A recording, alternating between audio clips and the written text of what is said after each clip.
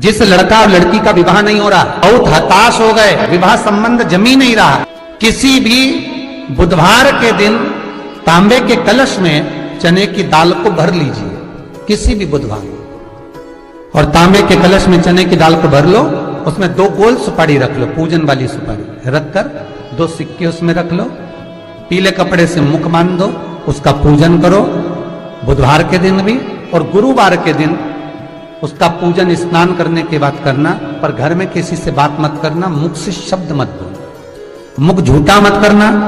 पूजन करने के बाद उल्टे हाथ पर कलश को रखकर सीधे हाथ से ढककर कोई ब्राह्मण के घर में जाकर साथ में किसी को ले जाओ, बिना बोले, बिना बात करे, बिना कहे, तो जाकर ब्राह्मण का दरवाजा बजा दे, बात कर ले, और ब्राह्मण के अपनी कामना कर कर वो कलश का दान दे दिया जाए। महाराज ज्यादा से ज्यादा 4 महीना 3 महीने के अंदर विवाह संबंध पक्का हो। कितना सुंदर व्याख्यान। कश्यप बाबा का कथा आती है, कश्यप ऋषि की कथा आती है।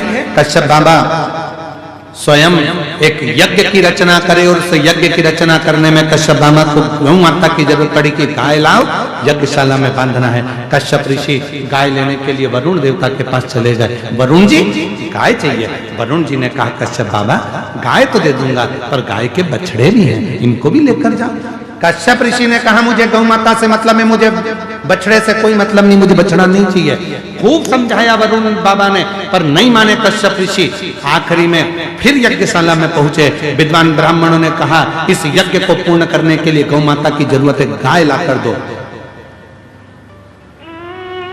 कश्यप ऋषि गए, आधी रात को वरुण जी की गौशाला में जाकर गौ माता को खोल कर लेकर आ गए। उनके बछड़े रंभाने लगे, चिल्लाने लगे बछड़े। जब गौशाला में से बछड़े की आवाज आई, वरुण जी दौड़ कर गए, जाकर देखा बछड़े रो रहे थे। क्या हुआ? गौशाला में जाकर देखा तो गाय नहीं थी, पर बछड़े थे। मालूम पड़ा कि कश्यप ऋषि यज्ञ को कराने के लिए गाय लेकर चले गए। बछड़े खोलकर कश्यप बाबा के यज्ञशाला में वरुण जी पहुंच गए। वरुण जी ने कहा कश्यप बाबा आप यज्ञ करो, मना नहीं है, आप गौ माता को रखो, मना नहीं है, पर इन बछड़ों को भी साथ में रखो। गाय बिना बछड़े के कैसे रहेगी? बछड़े के बिना गाय सुनी और गाय के बिना बछड़ा सुना। कश्यप ऋषि नहीं माने, यज्ञ करने के लिए केवल गौ माता की जरूरत है, इसलिए गाय को रखूंगा, बछड़ा नहीं चाहिए।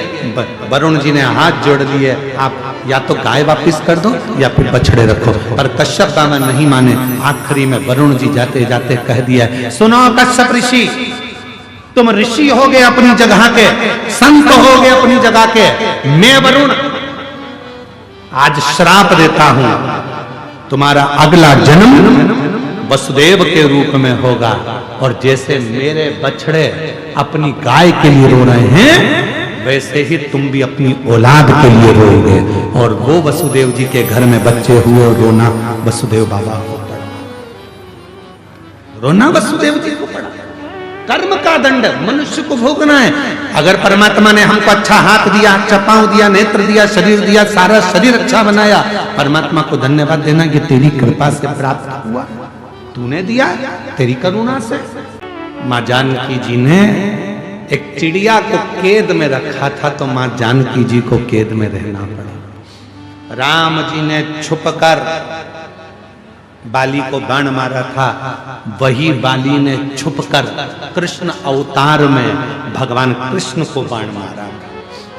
कर्म का भोग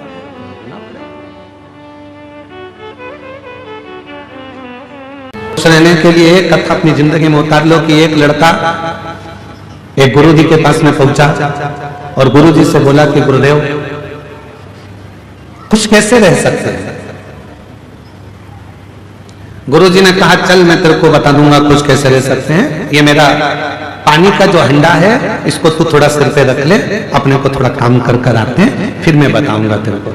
उसने सिर पर पानी का हंडा रख लिया, दोनों हाथों से पानी पकड़कर चलता रहा 2 किलोमीटर, 3 किलोमीटर, 4 किलोमीटर, 5 किलोमीटर चलता। अब उसके हाथ भी दुखे, सिर भी दुखे, चलते जा कुछ कैसे।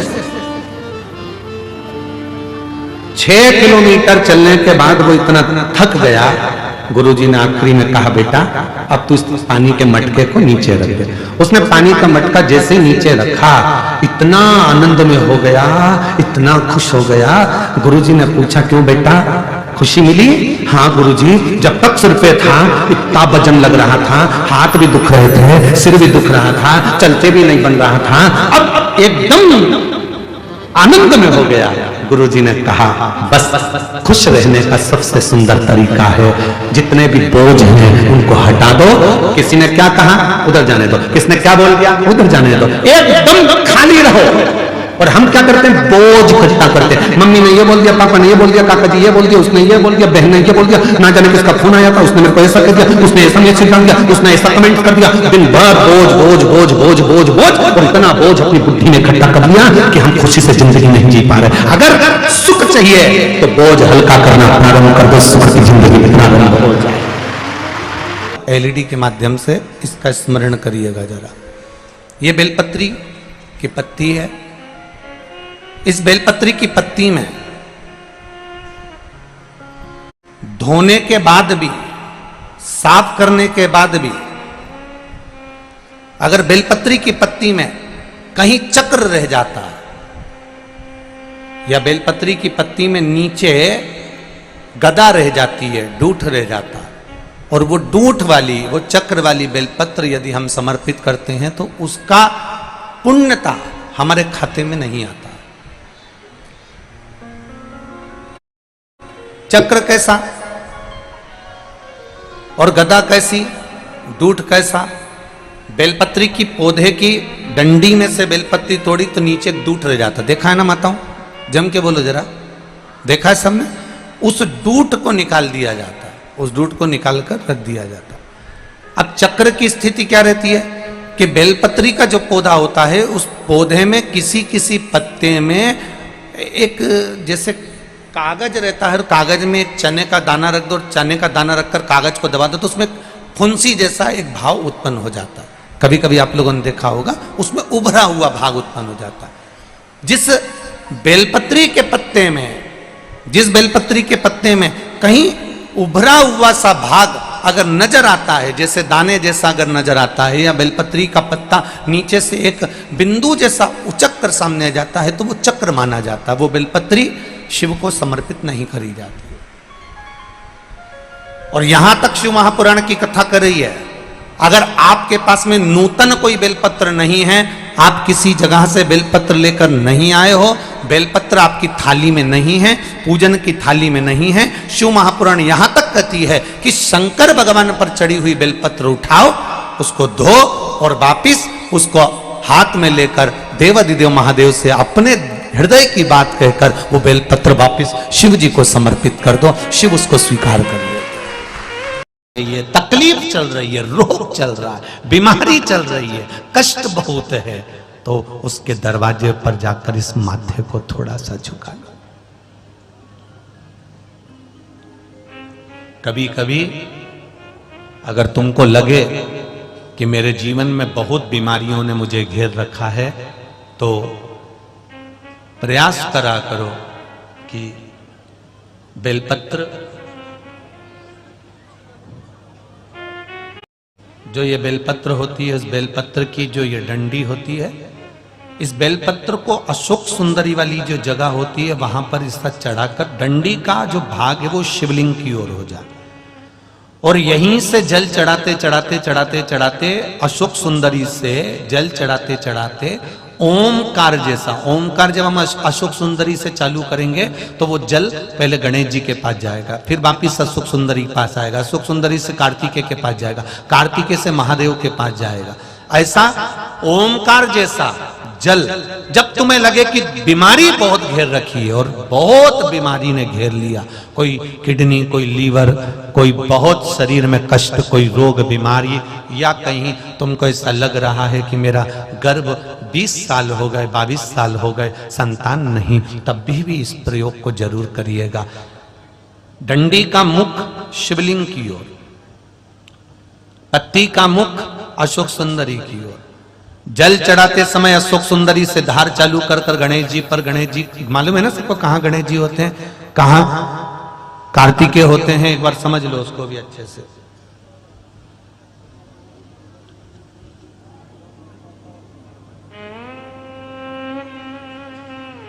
ये नीचे का गोल भाग, ये जल जाने का स्थान, ये शिवलिंग। बीच में जो मोटी सी लाइन होती है वो सुख सुंदरी का स्थान है। शंकर जी के राइट में जहां से पानी नीचे गिरता है उसके कोने पर गणेश जी का स्थान, इधर कार्तिकेय का स्थान। ये शिवलिंग, ये जो गोल भाग है ये माता पार्वती जी का हस्त कमल है। अगर इस कार्य को कर रहे हैं तो बेलपत्री जो चढ़ा रहे हैं वो अशोक सुंदरी वाली जगह पर बीच में चढ़ा दिया, डंडी का मुंह किधर हो। जल चढ़ाना यहीं से चालू करा, यहां से गणेश जी पर गया, गणेश जी से अशोक सुंदरी पे आया, अशोक सुंदरी से कार्तिकेय पर आया, कार्तिकेय से देवादिदेव महादेव पर आया। ये ओम बिंदु जल है, इसको हरिओम जल भी कहता है।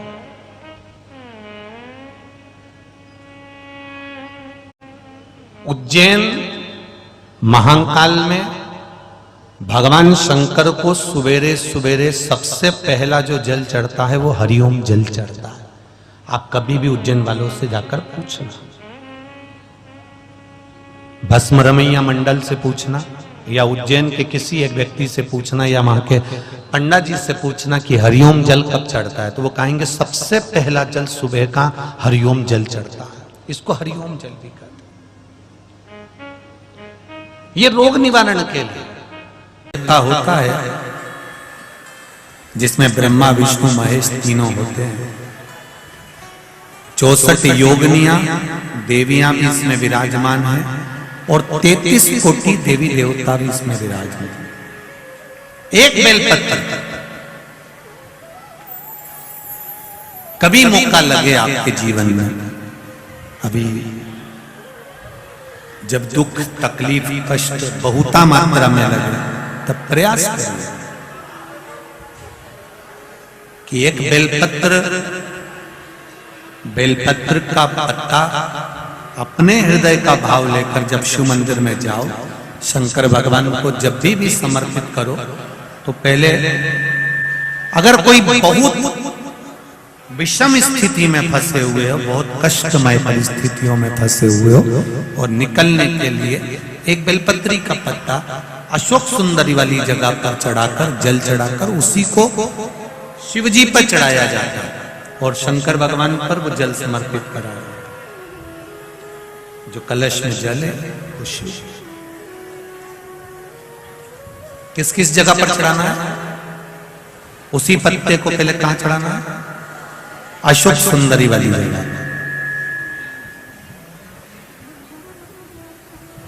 थोड़ा सा जल वहां चढ़ा दिया, पत्ते को उठाया, फिर शिवलिंग पे समर्पित कर दिया।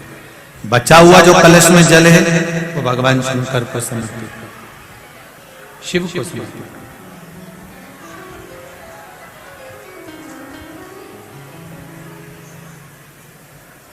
अभी रखो, कथा के विराम पर ले लें। दो जगह पर जल चढ़ाना, अगर कहीं विषम परिस्थिति में लगता है, ऐसा लगता है कि ये विषम परिस्थिति है, ये उसको साधना है और इस दलदल से बाहर निकलना है, तो उसके लिए पहले अशोक सुंदरी वाली जगह जल, फिर शिवलिंग पर बेलपत्र, वही चढ़ा हुआ बेलपत्र, ज्यादा नहीं। और फिर एक निवेदन करेंगे, अगर आप अलग से कोई बेलपत्र नहीं ले जा सकते हो, आपके पास में बेलपत्र नहीं है, शिवलिंग पे से बेलपत्र उठा लिया करो, उसी को धो के वापिस। 4 चीजें हैं, 4 चीजों की कीमत आपको मालूम होगा। पहले नंबर पर है रतन, हीरा। दूसरे नंबर पर है सोना। तीसरे नंबर पर है चांदी। चौथे नंबर पर है तांबा।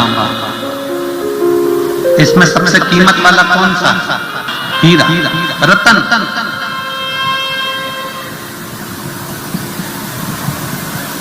पहले नंबर पर है रतन, हीरा, जिसकी कीमत बहुत।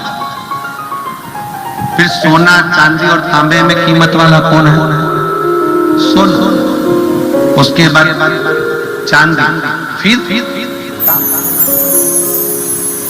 4 बताए, रतन, सोना, चांदी, तांबा, उसी तरह 4 अवस्था है, बचपन, जवानी, अधेड़ी और बुढ़ापा।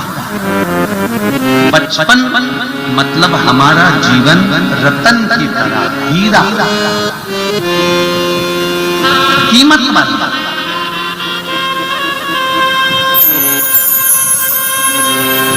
एक बचपन की कीमत भी समझो। संत नामदेव जी महाराज 4 वर्ष की अवस्था में सत्संग में लग गए थे। संत तुकाराम जी 6 वर्ष की अवस्था में सत्संग में लगे थे। 5 वर्ष की अवस्था में सत्संग में लगे। संत तुकाराम जी 5 वर्ष की अवस्था में सत्संग में लग गए। मीराबाई 5 वर्ष की अवस्था में सत्संग में लग गई। कर्माबाई 6 वर्ष की अवस्था में सत्संग में लग गई। एक बाल्य अवस्था में जो सत्संग किया गया वो रतन जैसे।